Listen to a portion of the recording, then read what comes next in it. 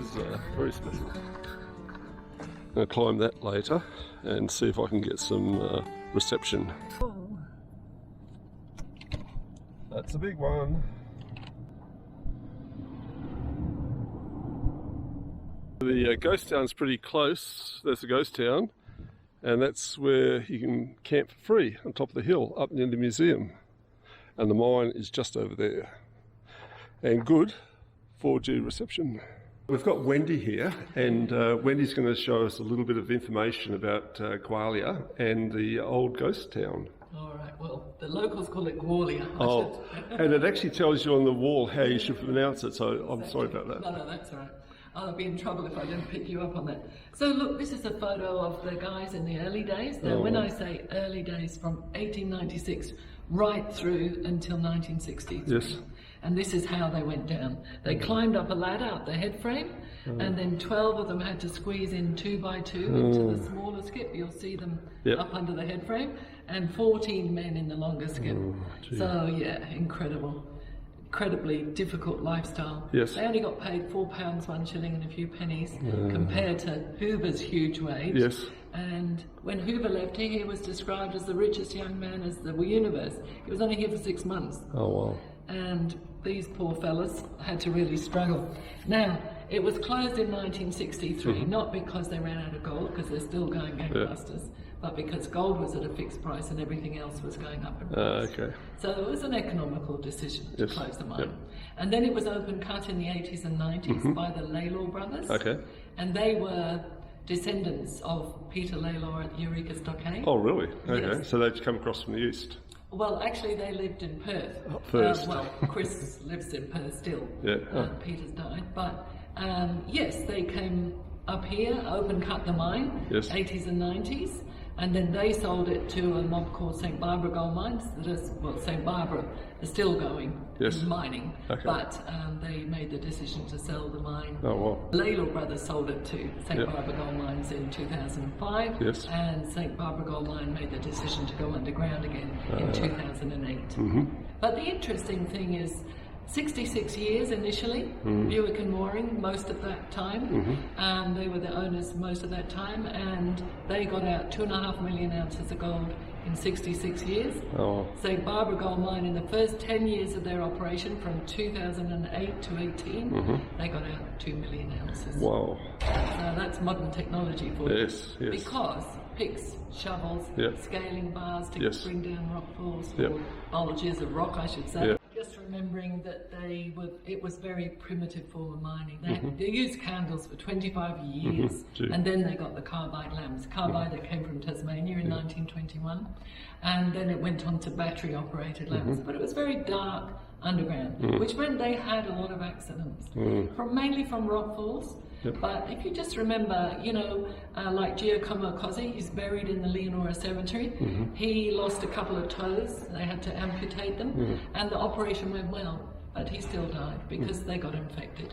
No antibiotics till 1943, 44, and that's why a lot of the operations, although they were successful, it meant there were 73 recorded deaths throughout those 66 years, mainly from accidents to do with rock falls of one sort or another. And then there were 21 recorded suicides. Oh, really? Average age 47. So that was because, probably because miners' lung disease. The dust underground was the biggest problem. Black lung. Gas wasn't a problem. Dust was. Silicosis. So is that they were using the old drills? Yes, and initially they brought in they were dry drilling.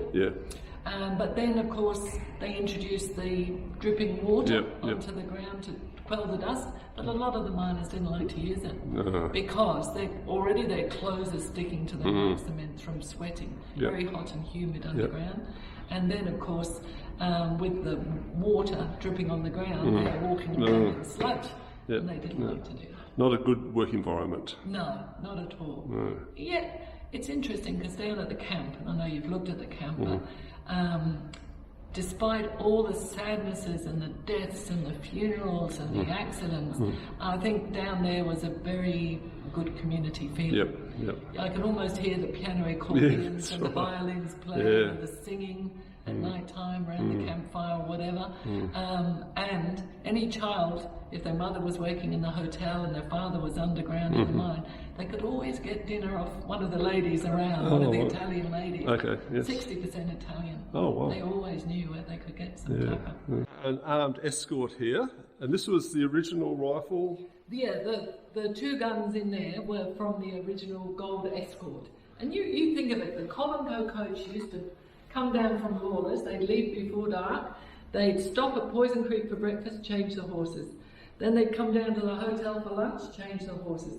Then to Currajong for afternoon tea, change the horses. They'd be in Leonora after dark. Today you can drive that for an hour and a half. And yet there were no hold-ups that I've found recorded. So, and yet all the hold-ups in over east, you know. Ned Kelly there. So the reason we've got the armed escort is because...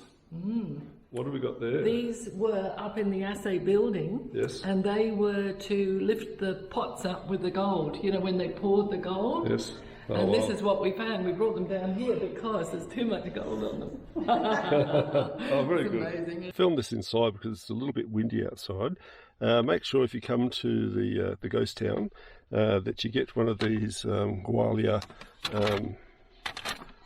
pamphlets, and it actually shows you the layout of all the buildings out there and what they originally were. So we've got Hoover House, Mine Office, Assayer's Office, and all sorts of things here. And you can actually walk straight into them. And we'll go and have a quick look now in a couple of them. But yeah, well worth the visit and enjoying the history.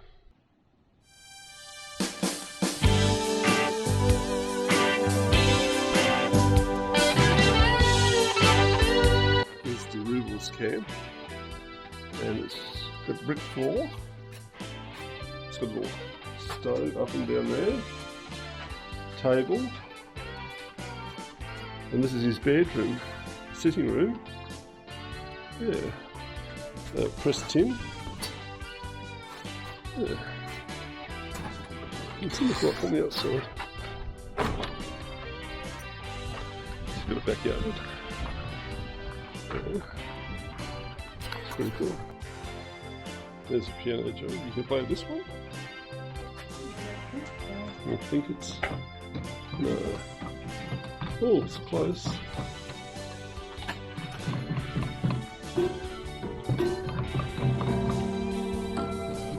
This is Function House. It's one of the hospital bedrooms. Check out how they actually used fruit cases and stuff like that to fix up the floorboards. Got the kitchen.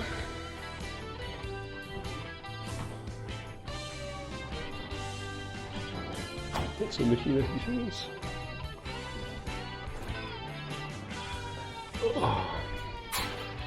Oh, I had one of these washing machines when I first joined the army. I remember having one of those. The bath. Another bedroom and cot. Garage.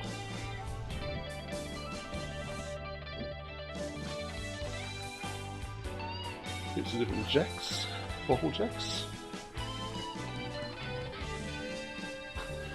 It's a big dive.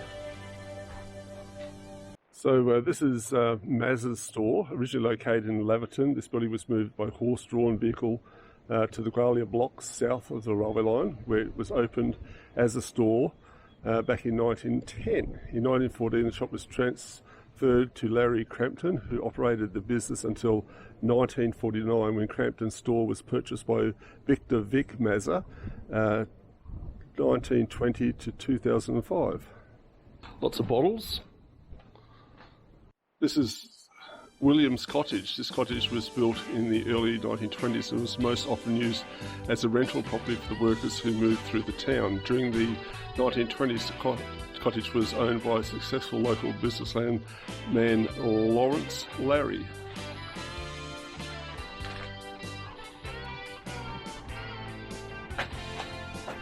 It's the headmaster's house.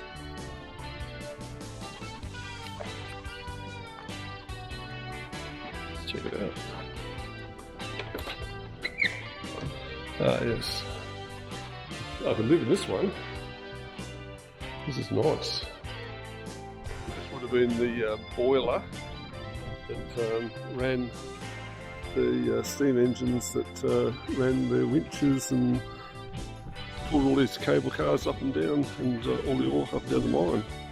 That would actually show what levels the cable had gone down to, so they'd actually know how far they had to pull the people up. There's two of these. They're not working now, but in Bendigo, theirs is still working. And there's the controller's seat. Say office.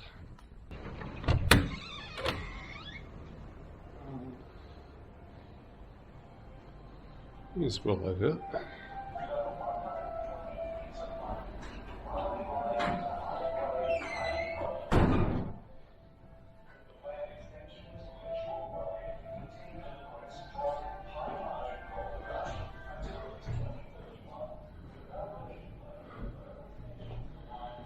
World War I, II, War.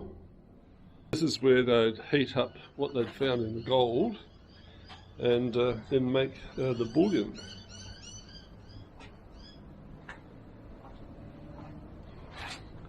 That'd be roaring. So this is the other end of the kiln where they'd put various samples of gold in and they'd then do their testing. Imagine how much gold's gone through there. Look at the scales, and the more finer scales. So this is how they make the moulds for the gold. There's some gold in there. Joe's found some gold. No, I think that's just house cleaning, Joe.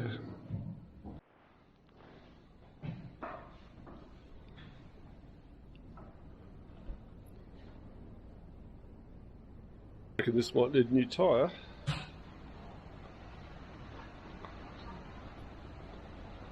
There's a carbonator. This is the light vehicle shed. And they've got some of the original cars here, and also looks like you've got a dray. Lots and lots of different things. There's the water containers that the camels used to carry. All aboard, Joe. Where are we going? Oh, I can't get up there. We're going nowhere. We're going nowhere. Well, this Sons of Gwalia Limited, 1934. Yeah. Oh, this is more my sports style here, little one. That's the State Hotel that I believe they're going to be doing up soon.